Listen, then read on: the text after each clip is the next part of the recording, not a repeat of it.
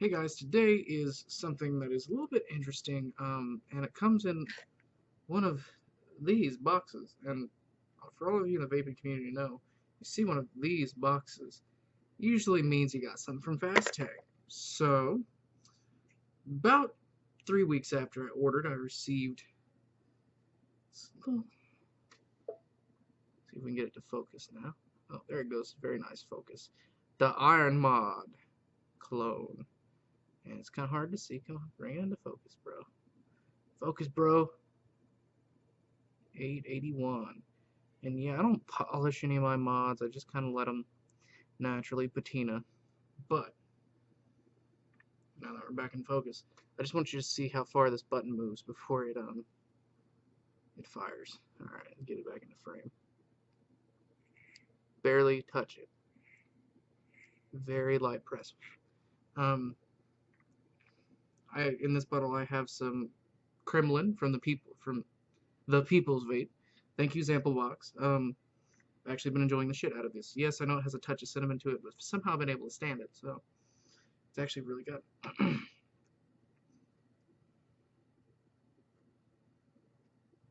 And for all of you who have an IGOW that gets dry every now and then because you got super low ohm builds in there because it doesn't have a very deep well, do a little roller coaster in there with cotton. Works out just fine. It has a non-reverse threaded locking ring, so you do have to be careful in that aspect. As you can see, it is now locked. It will not fire. But it will sort of stand up. It's very wobbly unlocked, so you would want to lock it if you wanted to stand it up. Also, if you stand it up and press, it's not going to fire, but it's damn close. So I'm not a big fan of that. Other than that, I mean the engraving is quite nice. If we can get, I'm gonna take it out of autofocus real quick for you guys, and then get a good focus on this. Any second now. There we go. I mean, it's not as deep as the actual Iron Mod, but it's quite nice. I have also noticed that the original Iron Mod came in various tube lengths and was not modular. This is modular, so to me, this is a plus. Some people like a single seamless tube mod. Personally, I like my modular mods because the ability to just throw a ring on there to help it out. And by the way, this is the finish it comes in. Nice bright shiny copper. And here is it just barely, not even a day, just a few hours, I've already brought down the finish down to not so shiny. But still quite shiny, quite pretty. Let's take a look at the contacts and the switch. First, let me have a vape. And well, as they say, dive down and take a look at the bits and pieces and twig and berries and such. By the way, boobs. Still there.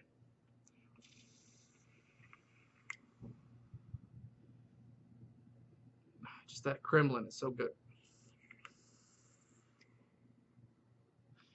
And for all of you sub-ohm builders out there who are wondering about the resistance on this, I haven't done a voltage drop test because I haven't noticed a lot of voltage drop, so I don't want to skew my personal thoughts on this with some scientific data. Sorry, I'm not going to do it because it seems very functional to me, and it doesn't get hot, so that lets me know there's not a lot of internal resistance to the mod.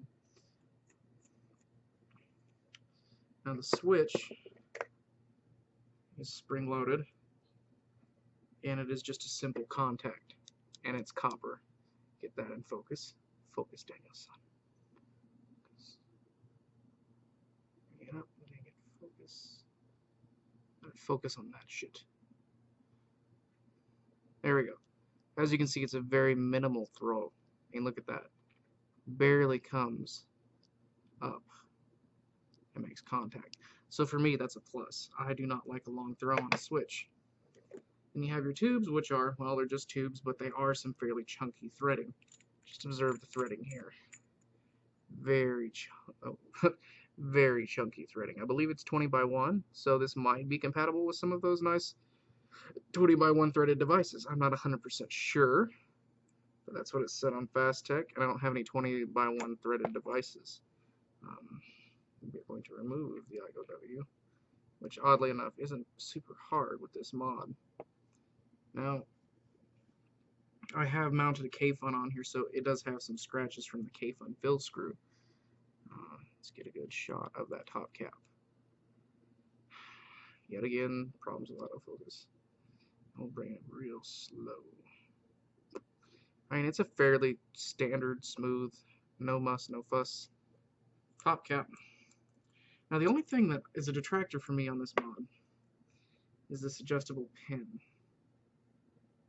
It does come out.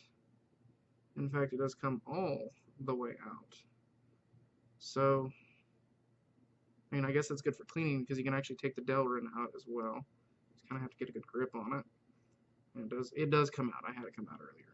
So, I mean, if you want to do a patina job on this, all you'd have to do would be just remove a few things, grease up your threads, and patina away. But it has the double adjusting screw like we're used to with the Vela clones, but it's all copper contacts and very nice adjustment ability. We're going to screw it back on. Also, just like most of the China mods I've noticed that are copper, if you can get a shot in there, oh, you can see it. You see that line right there at the end of my finger? That's because I swear to God they're using like plumbing fittings to make these things, but it's copper. So copper is copper is copper, right? Also, this did come with a fair amount of like lube. So that does kind of suck to me, but yeah, what are you gonna do? I'm gonna screw this IGOW back on here. We'll have a couple more vapes and we'll talk about overall performance, and we'll move along. Since you have that adjustable contact, can assemble the mod.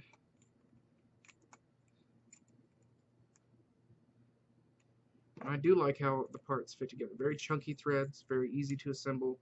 I don't worry so much with this mod on the threading. Oh, and by the way, some battery rattles, so you just take off your top cap, screw out your little screw, make sure your contact's all the way in, and then screw out your little screw. This is the only part I don't like. I wish they had reverse threaded this inner screw. Come on, little screw from Doom. There. Usually I just use my t-shirt to grab the contact and press it home on the center pin so I can bring the screw out. You bring your little screw out. Usually about that far is good for a VCT5 because when you screw it down,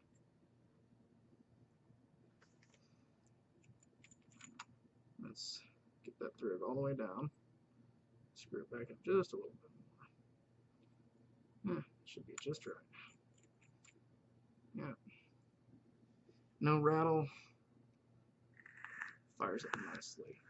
I mean, just this is a 0.2 ohm build of 23 gauge, so it does take a little while to heat up on things like my copper Nemesis, but this is just,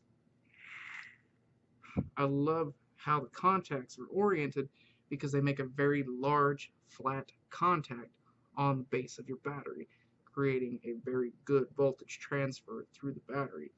The Nemesis battery has that dished out pin that, although it makes decent contact, it's not making the best contact possible. So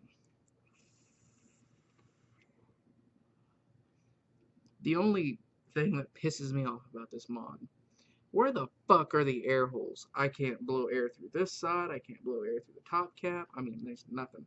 So I'm going to take this to a vape shop with drill press and have them punch a couple holes in it for me, countersink it, and call it good. I mean, I know how to build my builds and build them safely, so it's kind of a moot point. But at the same time, it is a very nice mod. And I mean, it does produce a decent cloud. I mean, this is with the fan on, guys. And this is a 50-50 juice. So, yes, I know what they ship from the site is 70-30 VGPG, but it's 50-50 when I get it. So I don't know how that works out. Maybe they just wanted the flavor to be enhanced.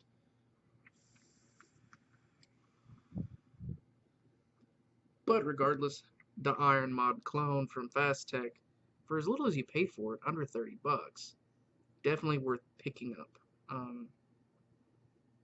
Go ahead and pick one up. If you like a recessed button, if you like a very, I mean, this locking ring is very nice. I have had no issues with it sticking whatsoever. I just don't crank it down, because, I mean, I know if it's locked, it's locked. It's not going to move anywhere. I know if I unlock it, it's not going to go anywhere. It's very smooth, very light press. I mean, light, almost touch sensitive. I was told through a few forums that the Iron Mod, I like calling it the Iron Mod, is a clone itself of the GP PAPS, which does have a very light recessed button of this style. So I can see why someone would say that. Regardless, it is a wonderful mod, and you can run it with 18650 plus kick. The only question is, will your kick fit in there? I don't know, because I don't have your kick. I'm not a big fan of kicks myself. If you can avoid using a kick, you'll save yourself a lot of heartache, trouble, and burning up a $45 chunk of electronics that frankly doesn't do as much for you as it could. 45 bucks, spend an extra 30, 40 bucks, and then you have a variable wattage device that's actually worth something. So you guys take it easy, and thanks for watching these videos. I know I haven't put up a few in a while, and thanks for being very patient with me. And as always, guys, thanks for watching. And I'm Tim. We've been vaping the fort. You take it easy now, okay?